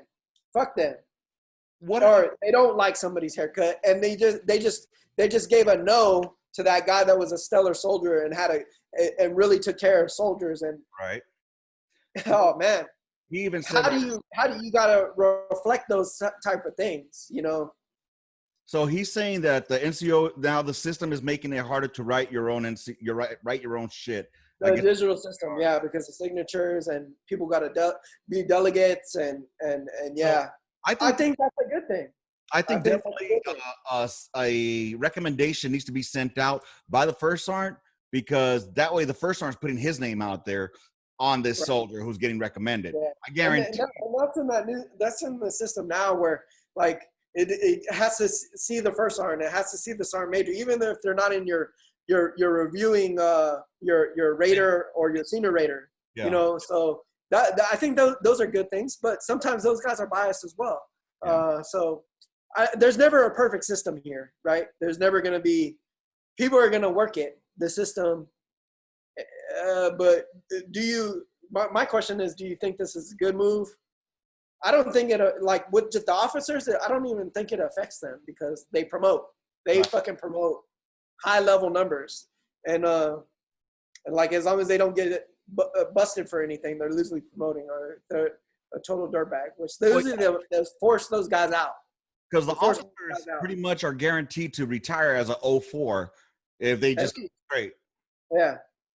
So they're going to – that's why I don't even like those guys because, like, it's like making fucking specialists. You know? So somebody wrote here, facts. I had a staff sergeant chief in the next section that couldn't plot a hip shoot spots on the map, but could pass a board. And, yeah, there you go. There it is right there. You know, just because he can pass a fucking board doesn't mean he can do his goddamn job. You know, as a rated soldier can't even see his own NCOER until it's time to sign. That is a good one right there. A rated soldier should not be able to see his NCOER until it's time for him to sign it. That's good. That's good. And really, like, that forces the leaders to take care of their people. Yeah, but, I mean, how many times and it fucking sucks, and I've heard this. I know what's happening. The rated soldier is still writing the NCR, handing it to the guy, and the guy's typing it in, right? But it is what it is. The rater's probably just fucking getting a goddamn Word document with everything in it already. Yeah, all the bullets already there for him. Yep. Dude, I mean, and it sucks, dude, because I used to love going to the boards. I wasn't a board soldier, but I loved going to boards because that shit would make my NCOER look good. I love sending my soldiers to the board because it would help my soldier out as well as look good on my NCOER. You know what I'm saying? So, I don't know, man. It's the little things. And that's down. I saw a picture today of somebody, in the fire direction page that a soldier was cleaning the elements of the 254 with the 550. And, guys will burn each other and do stupid army shit that we do with that little element. And, but anyways, it's the little things that makes that thing easier to take apart when you march order. It's the little thing that are going to speed you up. These things make me feel good because those are things I used to do. And like back to shining boots, there's the little things that taking pride in your equipment and your stuff. And I love to see those things. And, oh yeah, it goes back to uniforms. Remember, it can all go back to the uniform. Take this shit way back. It's the little things. So this guy said that yes, the person could, but now there's NCO ranks, so you can fluff a dude, but he can't be the number one in the platoon or the battery if someone else got number one. So I guess they're rating them per their NCOERs. I mean, if you already got one that's the number one in the battery, you can't have another one that's number one in the battery. Right. So here's my thing. Is like, you've been probably in a unit where you had a lot of good people. And so the numbers thing is like, it's 24%, right? For a number one block. So if you only got, say, 2 platoons or whatever, you got 2 smokes, both of them are badass. You got 24%. Who do you give your number one block? So most people, officers, don't give it to nobody. Right. Because that percentage is so small. Dude. So where officers get like top, a number one block, so that number is so small, like 24% for enlisted. Even those numbers are not correct. You know what I mean? Unless you have a big profile with a big number and you got, like, say, 100 guys and you get to pick 24 badasses. Right. If your numbers are small, I think it hurts as well. Yeah. I think that right there hurts, but that's just my opinion. It's a good opinion. It's a good opinion. And hey, y'all, I thank you all for listening here to the On the Gunline podcast midweek memo, which turned into a hell of a good fucking discussion. Frank, we're gonna have you on here again because this shit could not get old, Chief. I'm gonna have to jot you down already for the next fucking you know what? We might have you and fucking Jay on here for the following one. I think that'll be. I'm down to do it, and Patrick's my good buddy, so that would be a good time. But yeah, definitely have. And I got your outro down. I'll be the first one to smoke your outro. Oh, you think you got it now? Oh, all right. I'm ready if you are. We'll see about that right now. So everybody, I'd like to thank you all for spending this time here with us on the Facebook Live on the Midweek Memo from On the Gunline podcast. I'd like to thank Frank Filice over here for being here with us and giving us some good knowledge and some good shit to talk about. I mean, we were just supposed to talk about fucking 4th of Julyers, but this shit turned into a hell of an in-depth fucking conversation. Loved it. Hey, thanks a lot, Urena, for your contribution here and interaction, as well as Adams, Miller, Sergeant Jay, everybody that came on here to, you know, watch us for a while. Thank you very much for that. Make sure you guys listen to the fucking Under the Net podcast. That's from Sergeant Jay. I'm sure he's going to plug the shit out of it this weekend. And make sure you listen to Get Your Mind Right by what the fuck is his first name? Jason Marquez. I'm bad with fucking first names. You know, that's the whole Army thing. And also my boy Hunt, the Angry Black Man Moment person. He has a new podcast that he's changing the name to now, G and Lee. I'm still waiting for that one to come out. And once it drops, I will go ahead and put it on the Facebook for the On the Gunline podcast. With that being said, y'all make sure you, if you're on YouTube, like, unlike, I don't care. Leave a comment. Good, bad, don't care. Just subscribe to the shit. And there you go. Like Filice over here, I appreciate support, man. Hey, On the Gunline. Support On the Gunline podcast, baby. He's got my earplug money paid for half of this shirt, which I thought it was fucking beautiful. And I appreciate you fucking being a big supporter and, you know, just being here with us, man. So with that being said, you know what to do. Rounds complete and a mission. Gunline out. Bye, y'all.